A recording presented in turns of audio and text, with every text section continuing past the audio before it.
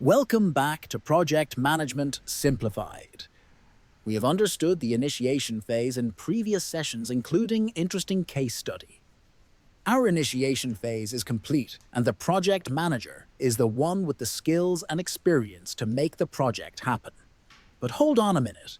Remember our case study, and our Zinto project hasn't got a PM yet. Who could take on such an important task? How about you? Excellent. Welcome aboard. So now we're at the point where the board of directors has okayed the project. The PM has been hired along with the project team. The feasibility study and risk assessment have been carried out. We have a neat project charter and everything looks in order. So what next time to plan a project?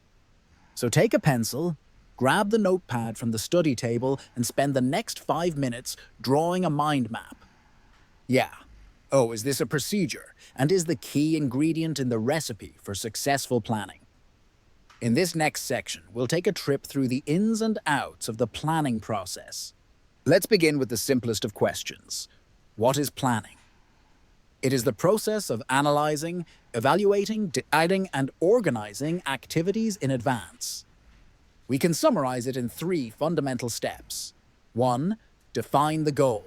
2. Evaluate options. And 3. Choose and confirm the best option to achieve the goal. Complex human endeavors involve planning on 2 levels. Strategic, should we do it? And tactical, how do we do it?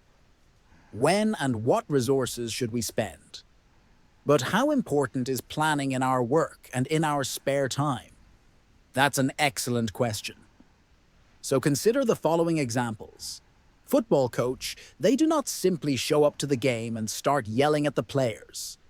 Before the game, they analyze multiple aspects, create a game plan, decide how to attack the opponent's weak spots, how to defend their own, and they also have backup plans if the initial ones don't work. Take film actors or actresses. They have a strict diet and exercise plan in order to get buffed out enough to convincingly play your favorite superhero. These plans involve expensive physical trainers and dietitians who regiment their entire day-to-day lives, or maybe something as simple as catch a flight to another city. Before we start from home, we look through our covers to see what we need, and we make a list, or at least think about all those activities. Usually when we don't, we experience one or the other trouble and finally have spent triple our usual amount, both of time and money. While coming back from shopping, nothing we bought can be combined to make a legitimate meal, so we end up ordering a pizza.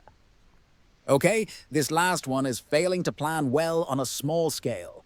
But did you know the Sydney Opera House was initially planned to take 6 years to build for $7 million, while in reality it took 16 years to build and cost $106 million? Something must have been missed during the risk assessment or when evaluating the scope, right?